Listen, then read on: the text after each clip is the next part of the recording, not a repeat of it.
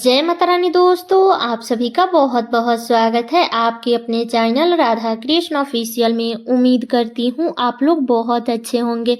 तो ये बताने के लिए कमेंट बॉक्स में जय माता दी जरूर लिखिएगा। तो चलिए दोस्तों, आज हम इस वीडियो में माघ महात्म्य के 18वें अध्याय की कथा सुनेंगे और साथ ही में भगवान कृष्ण और बुढ़िया माई की कथा सुनेंगे। तो आप लोग कथा पूरा जरूर सुनिएगा और कथा सुनने के बाद में आप लोग वीडियो को लाइक और चैनल को सब्सक्राइब जरूर कर दीजिएगा। तो चलिए सबसे पहले सुनते हैं भगवान कृष्ण और बुढ़िया माई की कथा। एक गांव में गरीब बुढ़िया रहते थे। उसका अपना सगा कोई नहीं था। वे दिन रात कान्हा जी की भक्ति में लीन रहा करती थी और वह रोज सुबह गंगा स्नान करने जाती थी। उस निर्धन बुढ़िया की भक्ति से भगवान कृष्ण बहुत ज्यादा खुश थे और वे खुद उसकी कुटिया की खिड़की पर एक कटोरे में खिचड़ी रख करके रोज चले जाते थे, जिससे कि वह बुढ़िया नहा करके आने के बाद खा लेती थी। बरसों तक ये सिलसिला चलता रहा, लेकिन उसकी पड़ोसन को इस बात की काफी जलन थी। एक दिन बुढ़िया नहाने गई थी और कृष्ण जी उसके घर की खिड़की पर खिचड़ी रख करके गए तो वो दुष्ट पड़ोसन ने वह खिचड़ी का कटोरा घर के पिछुआड़े फेंक दिया। जब वह बुढ़िया गंगा स्नान के बाद घर लौटी तो उसे वहां कटोरा नहीं मिला। बुढ़िया बहुत दुखी हुई और भूखी ही रह गई। तब पड़ोसन ये सब देख करके बहुत खुश हुई, लेकिन जहां पर पड़ोसन ने खिचड़ी फेंकी थी वहां पर एक पेड़ उगाया और उसमें 2 सुंदर फूल खिल गए, जिनकी सुगंध काफी अलग थी। एक बार उस देश के राजा उधर से गुजरे तो उन्हें वह सुगंध काफी अच्छा लगा। वे दोनों फूल तोड़ करके रानी के लिए ले आए, जिसके सुगंध से रानी गर्भवती हो गई और उन्होंने 9 महीने बाद 2 जुड़वे बच्चे को जन्म दिया। दोनों राजकुमार जब बड़े हुए तो वे किसी से बात नहीं करते थे, लेकिन अक्सर जंगल में शिकार करने चले जाते थे, जहां उनकी मुलाकात उस बुढ़िया से होती थी। ये बात राजा को पता चली तो राजा बहुत हैरान हुए और राजा ने तुरंत सैनिकों को बुढ़िया के लाने के लिए भेजा। दरबार में जब वह बुढ़िया महिला पहुंची तो राजा ने पूछा कि मेरे दोनों बेटा किसी से बात नहीं करते हैं, लेकिन आपसे करते हैं, क्यों और कैसे? इस पर बुढ़िया ने कहा कि मुझे ये सब तो नहीं पता, लेकिन हाँ, मैं तो अपना खिचड़ी वाला कटोरा खोज रही थी। तब एक दिन ये दोनों मुझे मिल गए और कहने लगे कि मैं आपका कटोरा हूँ और मैं ही आपका खिचड़ी हूँ, और तब से ये मुझसे मिलने आने लगे।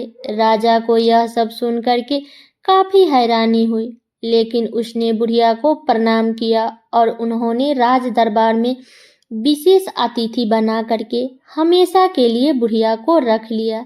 ये सब बातें देख करके दोनों राजकुमार काफी प्रसन्न हुए और उन्होंने तुरंत राजा को प्रणाम किया। हे भगवान कृष्ण, जैसे आपने बुढ़िया को सुख दिया वैसे ही सभी को देना। तो ये है भगवान कृष्ण की कथा। अब चलिए सुनते हैं माघ महात्म्य के 18वें अध्याय की कथा। जैसे कि आपने पिछले अध्याय में सुना था कि कैसे कांचन मालिनी ने प्रयाग में स्नान करने का एक बार का फल राक्षस को दिया, जिसके पुण्य से राक्षस को स्वर्ग की प्राप्ति हुई। अब इसके आगे की कथा सुनिए। श्री वशिष्ठ ऋषि कहने लगे कि हे राजन, मैंने दत्तात्रेय जी द्वारा कहा गया माघ मास का महात्म्य कहा।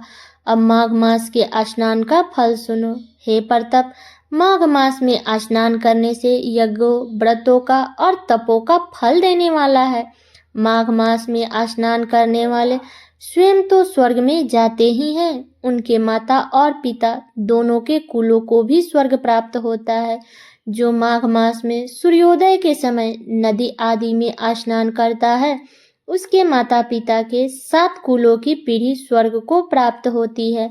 माघ मास में स्नान करने वाले दुराचारी और कुकर्मी मनुष्य भी पापों से मुक्त हो जाते हैं और इस मास में हरि का पूजन करने वाले पाप का समुदाय से छुटकर भगवान के सहस्र शरीर वाले हो जाते हैं। यदि कोई आलस से भी माघ में स्नान करता है, उसके भी सब पाप नष्ट हो जाते हैं। जैसे गंधर्व कन्याएं राजा के श्राप से भयंकर कल को भोगती हुई लोमस ऋषि के वचन से माघ में स्नान करने से पापों से छूट गई। यह वचन सुनकर राजा दिलीप विनय से पूछने लगा कि गुरुदेव, ये कन्या किसकी थी? उनको कब और कैसे श्राप मिला?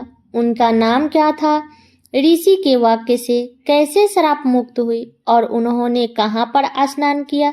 कृपया करके आप विस्तार पूर्वक सब कथा कहिए। तब वशिष्ठ जी कहने लगे कि हे राजन, जैसे अग्नि से स्वयं अग्नि उत्पन्न होती है, वैसे ही यह कथा धर्म और संतान उत्पन्न करती है। हे राजन, सुख संगीत नामक गंधर्व की कन्या का नाम विमोहिनी था। सुशीला तथा स्वरावेदी की सुंबरा, चंद्रकांत और सुतारा तथा सुप्रभा की कन्या चंद्रका, ये 5 सब समान आयु वाली तथा चंद्रमा के समान क्रांति वाली और सुंदर थी। जैसे रात्रि को चंद्रमा शुभमान होता है, वैसे ही पुष्प की कलियों के समान खिली हुई यह अप्सराएं थी। ऊंचे पायोधर वाली, टहनी बैसाख मास की कामनी युवन दिखती हुई, नवीन पत्तों वाली लता के सहस गोरा रंग सोने के सहस चमकती हुई और सोने के अलकारों से सुशोभित सुंदर वस्त्र धारण की हुई, अनेक प्रकार के गाने और बीना अथवा बांसुरी तथा दूसरे बाजे बजाने में प्रवीण और ताल स्वयं तथा नित्य कला में निपुण थी। इस प्रकार वह कन्याएं क्रीड़ा करती हुई कुबेर के आस्थान में विचारती थी। एक समय कौतुकवश माघ मास में एक वन में दूसरे वन से विचरती हुई मंदिर के पुष्प तोड़ करके सरोवर पर गौरी पूजन के लिए गई। स्वच्छ जल के सरोवर में स्नान करके वस्त्र धारण कर मौन हो बालू मिट्टी की गौरी बना करके चंदन, कपूर, कुमकुम और सुंदर कमलों से उपचार सहित पूजन करके ये 5 कन्याएं ताल नृत्य करने लगी। फिर ऊंचे गंधर्व स्वर में सुंदर गीत गाने लगी। जब ये कन्याएं नाचने और गाने में लीन थी तो उस समय अक्षोद नाम का उत्तम तीर्थ में वेदनिधि नाम के मुनि के पुत्र अग्निपप ऋषि स्नान को आए। वह युवा ऋषि सुंदर मुख, कमल सहस नयन, विशाल छाती, सुंदर भुजाएं वाला दूसरे कामदेव के समान था। शिखा सहित दंड लिए, मृग चर्म ओढ़े, यज्ञोपवित्र धारण किए हुआ था।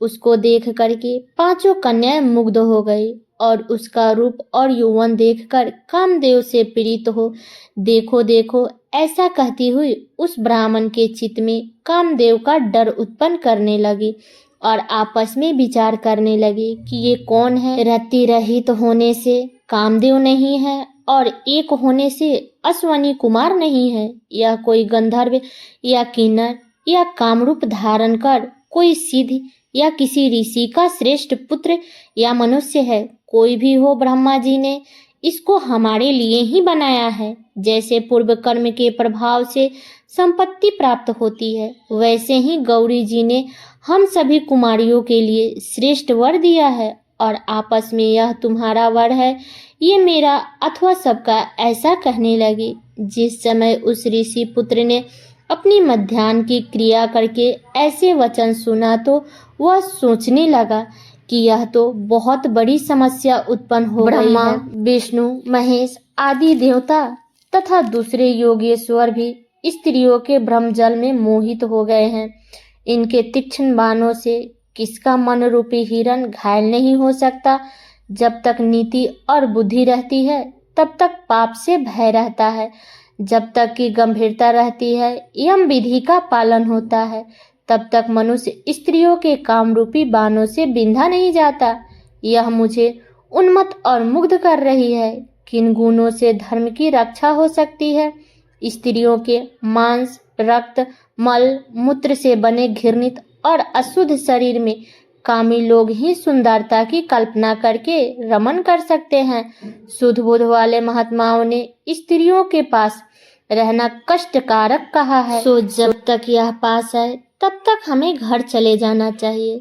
जब तक वह उसके पास आई, वह योग्य बल के द्वारा अंतर्धन हो गया। ऋषि पुत्र के ऐसे अद्भुत कर्म देख करके वह चकित होकर डरी हुई चारों ओर देखने लगी और आपस में कहने लगी कि क्या यह इंद्रजाल था जो देखते देखते विलीन हो गया और वह विरह की अग्नि में जलने लगी और कहने लगी कि हे कांत, तुम हमको छोड़ करके कहाँ चले गए? क्या तुमको ब्रह्मा ने हमको बिरहा रूपी अग्नि में जलने के लिए बनाया था? क्या तुम्हारा चित्त दया रहित है जो हमारा चित्त दुखा करके चले गए? क्या तुमको हमारा विश्वास नहीं है? क्या तुम कोई मायावी हो? बिना किसी अपराध के हम लोगों पर क्यों क्रोध करते हो? तुम्हारे बिना हम नहीं जिएंगे। जहाँ पर आप गए हो हमें शीघ्र ले चलो, हमारा संताप हरो और हमें दर्शन दो।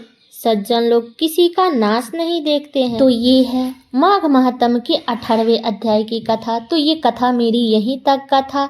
कैसा लगा ये कथा आप लोग कमेंट करके ज़रूर बताइएगा। चैनल पे नए हैं तो सब्सक्राइब कर दीजिएगा, वीडियो को लाइक कर दीजिएगा और वीडियो को शेयर कर दीजिएगा ताकि हर कोई आज माघ महात्म के 18वें अध्याय की कथा को सुन सके।